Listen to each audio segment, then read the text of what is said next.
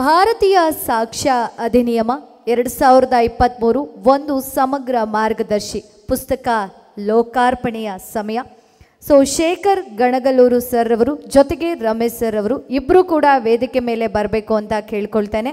So ವೇದಿಕೆ ಮೇಲಿರುವಂಥ ಎಲ್ಲ ಅತಿಥಿಗಳು ಈ ಪುಸ್ತಕ ಲೋಕಾರ್ಪಣೆಯನ್ನು ಮಾಡಬೇಕು ಅಂತ ಕೇಳ್ಕೊಳ್ತೇನೆ. ಇದಕ್ಕೆ ಎಲ್ಲರೂ ಕೂಡ ಪ್ರಕಾಶ್ ಸರ್ ದಯಮಾಡಿ ವೇದಿಕೆ ಮೇಲೆ ಬರಬೇಕು ಅಂತ ಕೇಳ್ಕೊಳ್ತೇನೆ.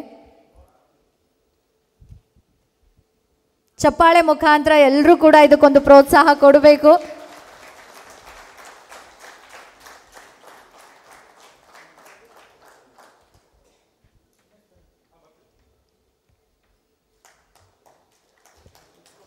ದಯಮಾಡಿ ಪುಸ್ತಕ ಕೊಡಬೇಕು.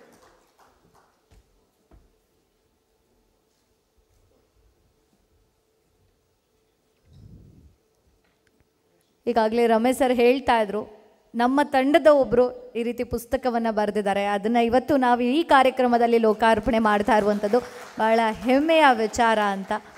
ಸೊ ಶೇಖರ್ ಸರ್ಗೆ ನಮ್ಮೆಲ್ಲರ ಕಡೆಯಿಂದನೂ ಅಭಿನಂದನೆಗಳನ್ನು ತಿಳಿಸ್ತೀವಿ.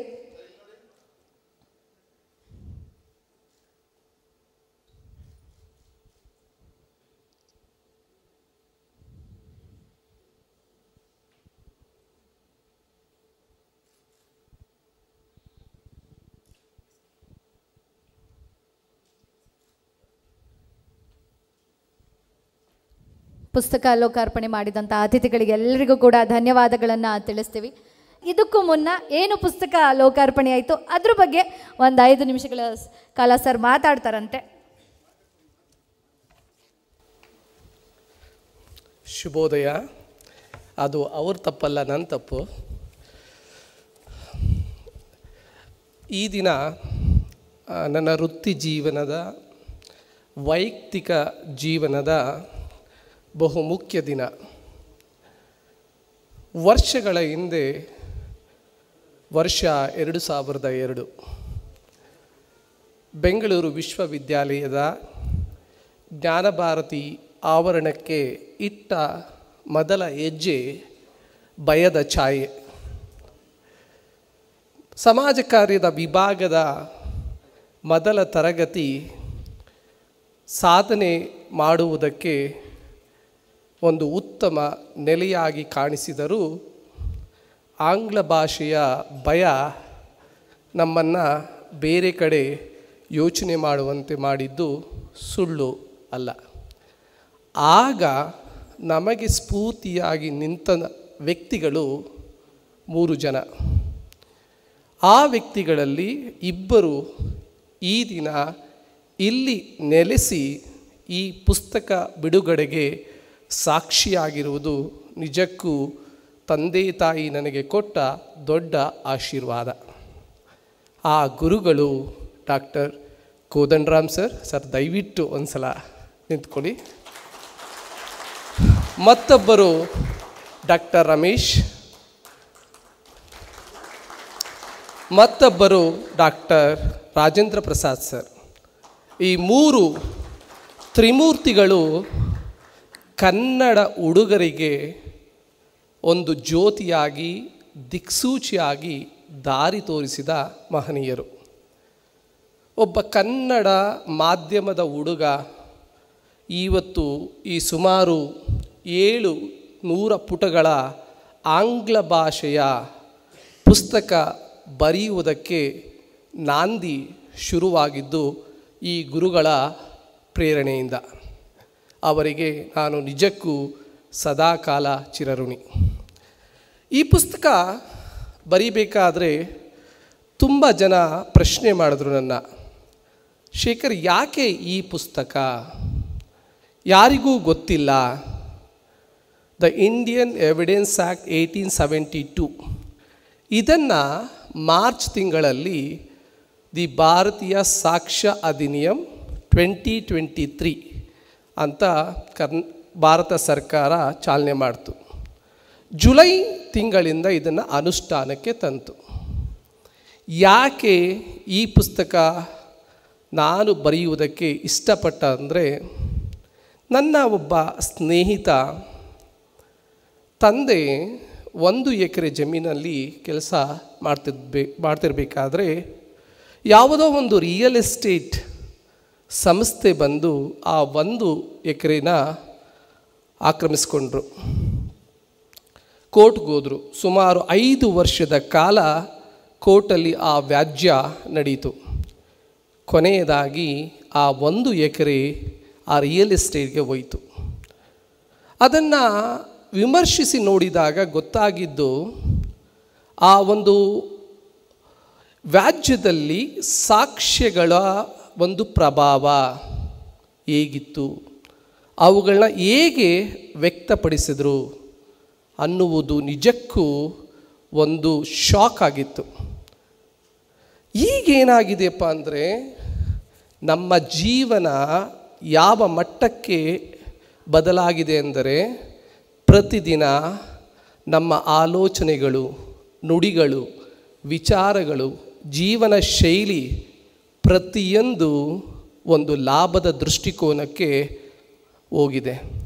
ಇಂತಹ ಪರಿಸ್ಥಿತಿಯಲ್ಲಿ ನಾವು ನಡೆದುಕೊಳ್ಳುವ ಪ್ರತಿಯೊಂದು ವಿಚಾರ ಒಂದಲ್ಲ ಒಂದು ವ್ಯಾಜ್ಯಕ್ಕೆ ಕಾರಣ ಆಗುತ್ತೆ.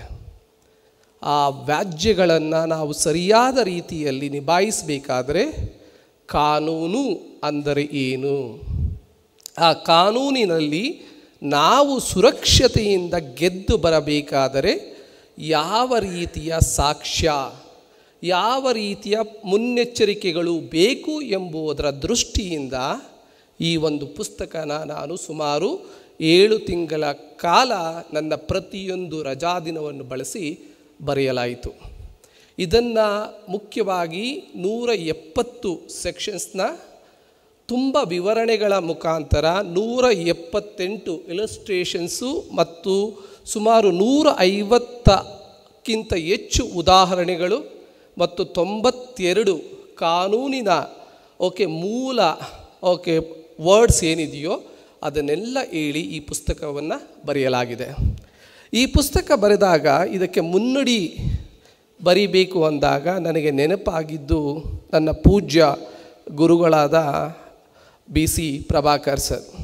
ಏಕೆ ಅವರು ಪೂಜ್ಯ ಗುರುಗಳು ಅಂದರೆ, ಬೆಂಗಳೂರಿಗೆ ಬಂದು IRಲ್ಲಿ ಔದ್ಯೋಗಿಕ ಸಂಬಂಧಗಳಲ್ಲಿ ನನ್ನ ವೃತ್ತಿ ಜೀವನ ಶುರು ಮಾಡಿದಾಗ ನನಗೆ ಬೇಕಾದ ಮಾರ್ಗದರ್ಶನ ತಂದೆಯಂತೆ, ಒಬ್ಬ ಗೆಳೆಯನಂತೆ, ಒಬ್ಬ ತಾಯಿಯಂತೆ ನಿಂತು ಸಮಯಕ್ಕೆ ಸರಿಯಾಗಿ ಮಾರ್ಗದರ್ಶನ ಕೊಟ್ಟಂತಹ ಗುರುಗಳು. ಅವರಿಗೆ ನಾನು ಈ ಪುಸ್ತಕ ಕೊಟ್ಟು ಕಳಿಸಿದಾಗ, ಇಮೇಲ್ ಮಾಡಿದಾಗ, ಶೇಖರ್ ಬೇಡ, ನನಗೆ ಪ್ರಿಂಟ್ ಬೇಕು. ಆ ಸುಮಾರು 700 ಪುಟಗಳನ್ನು ಪ್ರಿಂಟ್ ಮಾಡಿ ಅವರಿಗೆ ಕಳಿಸಿದ ಮೇಲೆ 6 ದಿನಗಳ ಕಾಲ ಪ್ರತಿಯೊಂದು ಪುಟನೂ ಓದಿದ್ದಾರೆ. ಅವರು ಓದಿ ಅವರ ಕಾಲೇಜು ನೆನಪುಗಳನ್ನು ನೆನಪಿಸಿಕೊಂಡು ಅದನ್ನು ಅರ್ಥೈಸಿಕೊಂಡು ಮುನ್ನುಡಿ ಬರೆದುಕೊಟ್ರು. ಅವರ ಆ ಒಂದು ಎನರ್ಜಿಗೆ ನಾವು ನಿಜವಾಗಲೂ ತಲೆಬಾಗಬೇಕು. Hats off to you sir. So ಈ ಮುನ್ನುಡಿ ಬರೆಕೊಟ್ಟಂತಹ ಸರ್ಗೆ ನಾನು ಯಾವಾಗಲೂ ಚಿರಋಣಿಯಾಗಿರ್ತೇನೆ. ಈ ಪುಸ್ತಕವನ್ನು ಪ್ರಕಟಿಸಿದ ನನ್ನ ಗೆಳೆಯ ನಿರುತಾ ಪ್ರಕಾಶನದ ಶ್ರೀಯುತ ರಮೇಶ್ರವರಿಗೆ ನಾನು ನಿಜವಾಗಲೂ ಯಾವಾಗಲೂ ಚಿರಋಣಿ. ನನ್ನ ಮೊದಲ ಪುಸ್ತಕಕ್ಕೆ ಪ್ರೇರಣೆ ಅದೇ ವ್ಯಕ್ತಿ, ಮುಂದಿನ ಪುಸ್ತಕಗಳಿಗೂ ಕೂಡ ಅದೇ ವ್ಯಕ್ತಿ ಪ್ರೇರಣೆಯಾಗುವುದು ಖಂಡಿತ.